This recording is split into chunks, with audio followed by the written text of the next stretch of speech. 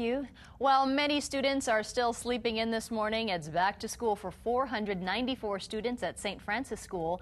This is the school's biggest enrollment since the school was founded back in 1924. Another milestone, this year's class is the last all-girls class. The school went co-ed in 2006. Now, the start of the school year brings a lot of changes for children, and you've got a new schedule, new routine, and for some, new schools. Sometimes helping kids fit into their new environment can be a challenge all on its own. And joining us this morning is here as a woman with a unique experience in this field, and that's Patricia Park. She's the superintendent of the Leilehua, Mililani, and Waialua Area Complex. Good morning. Good morning. And thank you so much for joining us. Thank you for having me. Now, you've got a very large student population. Sometimes kids are coming from other schools, and you also have a big military population. What's the challenge that you're seeing in your school district? I think as all districts, we have the transitions from into school and then at the middle and the high school. But because we have a heavy military impacted population, the transitions go on all years. We can lose 30 to 50% of a student in one grade. Wow. Within 1 year. So we have been proactive in making the transition starting from January, actually, into right now. And then we also have transition centers that we were very lucky to fund through the Joint Venture Education Forum with the military. And so we have housed at these places so that we have one-on-one buddies.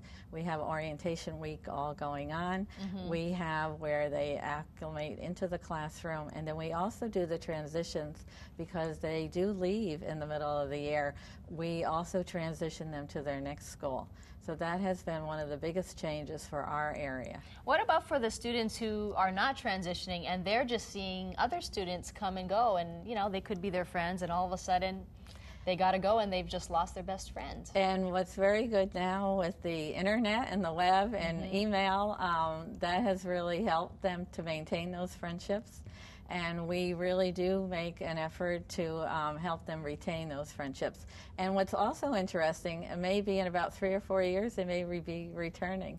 So the bonding there is definitely there. And this is an issue in all schools, no matter what school you go to. I mean, there are certain students who are just, you know, tend to gather with each other. You've got one group here and one group there. What are you trying to do to sort of integrate entire groups of students?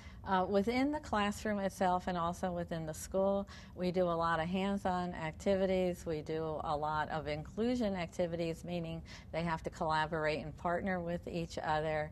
We have them do where they're one-on-one peers. They have learning centers, so they really get to interact with each other. And then it's not a stranger, it's not another person, it's a friend. All right. Well, Patricia Park, good luck with the first day of school. I know it's going to be a big one for a lot of students. Thank you. And I hope all parents and children do well this year. All right, us too. And remember, KITV4 is your back-to-school headquarters, and our commitment continues online. So head to KITV.com, and you'll find a back-to-school section at the top of our homepage. It is 6:47. We'll be right back.